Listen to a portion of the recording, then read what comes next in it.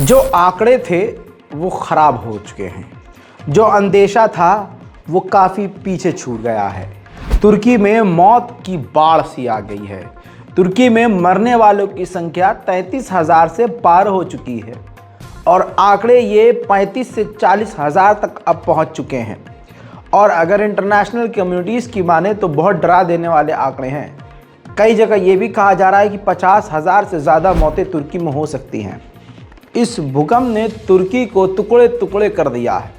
पूरी तरह से तुर्की बिखर चुका है, टूट चुका है। तुर्की के इतिहास का ये सबसे खौफनाक भयानक भूकंप है। दोस्तों, मरने वाले तो 33,000 हो चुके हैं, लेकिन घायलों की संख्या 1.5 लाख से पार पहुंचने वाली है। सीरिया के बाद अब तुर्की ने भी भारत के लोगों के लिए मदद के रास्ते खोल दिए हैं। आपकी स्क्रीन पर सारी जानकारी रख रहा हूं, और वो इसलिए ताकि आप भी अगर मदद करना चाहें पर्सनली तो आप कर सकते हैं। दोस्तों, तुर्की की एम्बेसी जो भारत में है उसने जारी किया है, तुर्किश एम्बेसी, जी हाँ, INR अकाउंट नंबर लिया हुआ है, IFSC कोड लिया हुआ है, बैंक नेम डाला हुआ है और ब्रांच नेम भी डाला हुआ है। आप इस पर डायरेक्ट अपने अकाउंट से ही पेमेंट कर सकते हैं, यानी सीधा आप तुर्की तक मदद पहुंचा सकते हैं। तुर्की को और सीरिया को इस वक्त सबसे ज़्यादा मदद की ज़रूरत है। तुर्की के अंदर भूकंप आया, उसके बाद बाढ़ आई, लेकिन भूकंप का फ़ायदा उठाकर सैकड़ों लोगों ने उत्पात मचाया, लूटपाट करी। ऐसे में लगभग 100 लोगों को तुर्की ने गिरफ्तार भी किया है, जिन्होंने इस दौरान लूटपाट मचाई थी। उधर जर्मनी ने काफ़ी बड़ा कदम उठाया है। जर्मनी ने 3 महीने के लिए इमरजेंसी वीज़ा देने की घोषणा कर दी है। जो भी सीरिया और तुर्की के सर्वाइवर्स हैं, उनको अगर जर्मनी जाना है तो वो 3 महीने के लिए डायरेक्ट वीज़ा हासिल कर सकते हैं। अब दोस्तों, कतर के अमीर, ये ताज़ा तस्वीर आपके सामने, कतर के अमीर पहुंच चुके हैं तुर्की, जिन्होंने रजब तैयब एर्दोगान से मुलाकात भी करी है। कतर पूरी तरह से ऐलान कर रहा है और कह रहा है कि वो हर तरह से तुर्की के साथ है। मेरे दोस्तों, अगली रिपोर्ट आपके सामने है, जिसके अंदर कुवैत ने वादा किया है, ऐलान किया है कि वो $67 मिलियन तुर्की और सीरिया के लिए डोनेट कर रहा है, मदद भेज रहा है। आर्मेनिया ने भी अपना काफ़ी बड़ा जिगर दिखाया है। आर्मेनिया ने वो बॉर्डर, वो रास्ता, वो कॉरिडोर खोल दिया तुर्की के लिए, जो रास्ता बॉर्डर 35 सालों से बंद था। अब इस रास्ते से दुनिया भर के देश ज़मीनी रास्ते से मदद भेज रहे हैं। ये है वो बंद रास्ता जो 35 साल से बंद था, आर्मेनिया ने अब खोल दिया है।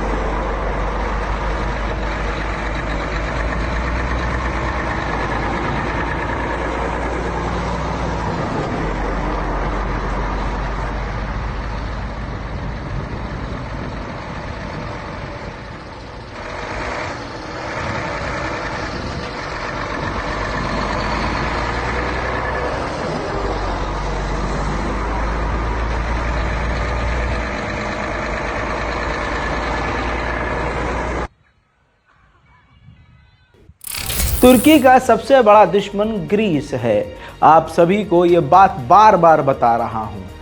ऐसे रिश्ते थे कि दोनों ने एक दूसरे के खिलाफ हथियार तक तैनात कर रखे थे, बॉर्डर्स पर तैनाती चल रही थी। इसी बीच में यह भूकंप आया और ग्रीस ने सारी दुश्मनी किनारे कर दी।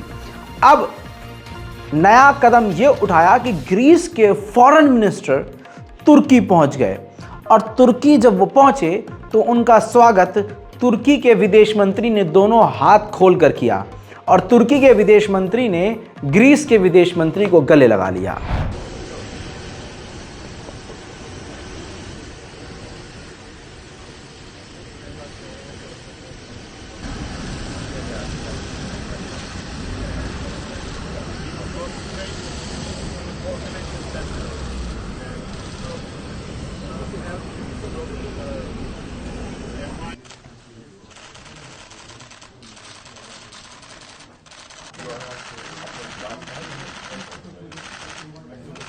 दोस्तों, इस खूबसूरत वीडियो के बाद आपको बता दूं, ग्रीस ने ऐलान किया है कि तुर्की और ग्रीस को अपने रिश्ते सुधारने में देर नहीं करनी चाहिए। इससे पहले ऐसी दोबारा कोई भूकंप जैसी घटना आए, उससे पहले अपने रिश्तों को और मजबूत और बेहतर करना होगा। उधर दुबई यानी यूएई के फॉरेन मिनिस्टर, देखिए ये पहली तस्वीर है जो सीरिया सबसे पहले वो सीरिया पहुंचे हैं।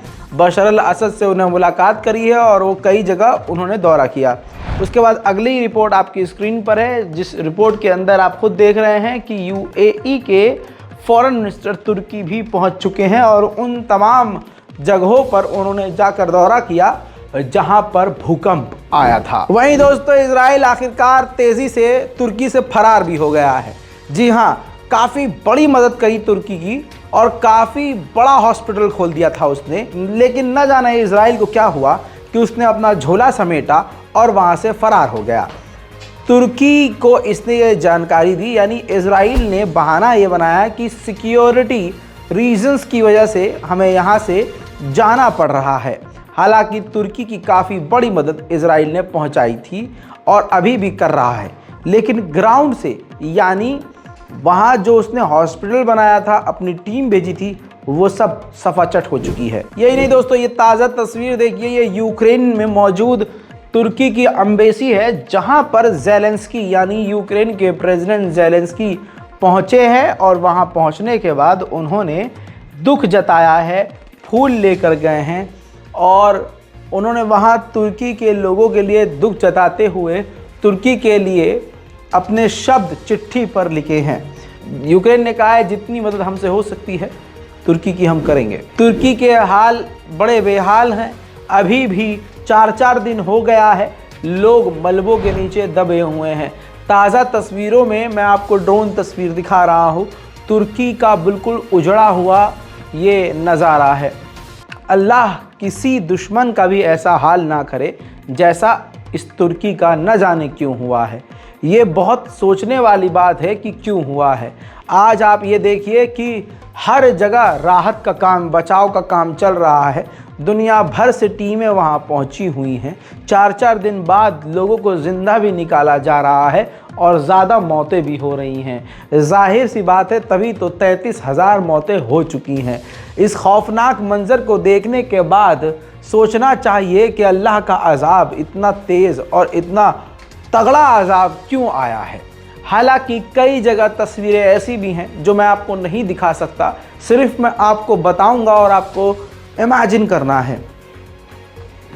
सोशल मीडिया पर ऐसी भी तस्वीर मैंने देखी और वायरल हुई, कई लोगों ने देखा भी होगा कि किसी शख्स को कई दिन बाद जब निकाला जा रहा है तो जब मलबा हटाया उसका चेहरा दिखा कैमरे में, तो सिर्फ वो न पानी मांग रहा है न खाना मांग रहा है, वो सिर्फ एक बात कहता हुआ नज़र आया अपनी तुर्किश ज़बान में कि मैंने सलात छोड़ दिया, मैंने नमाज़ छोड़ दी थी, मैंने इबादत छोड़ दी थी, मैं गलत रास्ते पर चला गया था, हम लोग बहुत ही गलत रास्ते पर जा चुके थे, यह अज़ाब है, यह अज़ाब है, यह अज़ाब है। इस तरह की वीडियोस भी सामने आ रही हैं दोस्तों, लेकिन चूंकि उस वीडियो की वजह से ये यूट्यूब का वीडियो ही ब्लॉक हो जाएगा, इस वजह से ऐसी तस्वीरें मैं आपको नहीं दिखा सकता। जिन जिन इलाकों में भूकंप आया, बचाव का काम तो चल ही रहा है, लेकिन ये सड़क देखिए जो पूरी तरह से चटक गई थी, दरार पड़ गई थी बिल्कुल। इसमें कम से कम 5 से 6 इंच का गैप पड़ गया था। अब तुर्की की गवर्नमेंट उसको भी तेज़ी से बना रही है। दोस्तों ये देखिए, 120 घंटे के बाद इस बच्ची को निकाला गया है। 120 घंटे के बाद। ऐसी बहुत सारी तस्वीरें हैं जिसमें ये देखा जा रहा है कि 120, 124, कई कई जगह तो इससे भी ज़्यादा लंबे समय के बाद लोगों को ज़िंदा निकाला जा रहा है। अब वो जो आपने सड़क देखी ज़रा सी चटकी हुई, वो तो काफ़ी दूर का था ना मामला। ये देखिए, ये ज़लज़ले के बाद ये पूरा का पूरा रोड धंस गया ज़मीन के अंदर। एक मजबूत लंबा चौड़ा रोड पूरी तरह से बर्बाद हो गया। ये ड्रोन फुटेज आपको दिखा रहा हूँ। सोचिए ज़लज़ला कैसा था। अब किसी को बताने की ज़रूरत नहीं है, 30 से 33 हज़ार लोगों की मौत ऑलरेडी हो चुकी है। चलिए दोस्तों, अब मैं आपको फुल स्क्रीन पर वाइड एंगल वो इलाका दिखाता हूँ जो तुर्की का है। वहीं भारत ने सीरिया को 7वां मदद का पैकेज पहुंचा दिया है। सीरिया मदद ज़्यादातर देश नहीं पहुंचा रहे हैं, बहुत कम देश है। ऐसे में भारत का सीरिया मदद पहुंचाना ये काफ़ी बड़ी बात है। अब ये जो 7वीं जो मदद की खेप गई है भारत की तरफ से, इसमें 23 टन अनाज भेजा गया है। दोस्तों, भारत ने 7वां पैकेज भेज दिया है। अब खबर यह है कि सऊदी अरब ने भी 6ठा पैकेज तुर्की और सीरिया के लिए मदद का भेज दिया है। सीरिया के अंदर ऐसे हालात में जहां चारों तरफ खून है, मातम है, लोग डरे हुए हैं, ऐसे में ISIS संगठन ने, दाइश के आतंकवादियों ने हमला करके 11 सीरियन लोगों को कत्ल कर दिया है। सोचिए ये कैसे ISIS के लोग होंगे। ये तो इंसान ही नहीं है, कुत्ते हैं। कुत्ते भी इनसे अच्छे हैं। ये तो कुत्ते की जो गंदी नस्ल होती है वो है, और इनको बनाने वाला अमेरिका है। ये कोई मुस्लिम संगठन नहीं है। सोचे, जहां पर बड़ा दुश्मन अपना भी, जैसे ग्रीस जैसा दुश्मन भी शांत बैठ गया है कि नहीं, इस टाइम अब कोई हरकत करने की ज़रूरत नहीं है, इस टाइम साथ खड़े होने की ज़रूरत है। इंसानियत दिखा रहा है और ISIS लोगों को मार रहा है। मेरे दोस्तों, इसके बाद सीरिया के हालात अच्छे नहीं हैं। मैं आपको ड्रोन फुटेज दिखा देता हूँ। ये देखिए, ये सीरिया की ताज़ा हालत मैं आपको दिखा रहा हूँ। जैसा मैं बता चुका हूँ कि सीरिया वॉर जोन है, पूरा ये जंगी अड्डा बना हुआ है। कई देश यहाँ पर आते हैं, आपस में भिड़ते हैं। बेचारा सीरिया इस जंग में इसी तरह से पिछता है और वहाँ के लोग काफ़ी परेशान रहते हैं। ऐसे में आप ये देखिए ड्रोन तस्वीरों में कितनी ज़िंदगियाँ उजड़ गई हैं, आप अंदाज़ा नहीं लगा सकते। कितने लोग उजड़ चुके हैं आप सोच भी नहीं सकते। लेकिन फिर भी आज भी मदद सीरिया जितनी पहुंचनी चाहिए नहीं पहुंच रही है। दोस्तों, इस रिपोर्ट पर अपनी राय कमेंट में ज़रूर लिखें, रिपोर्ट को शेयर करें, दोनों हाथ उठाकर मेरे लिए बाद में कीजिए, कोई बात नहीं है। तुर्की और सीरिया के लिए पहले करें। मैं हूं रज़ा और आप देख रहे हैं रज़ाग्राफी। जय हिंद।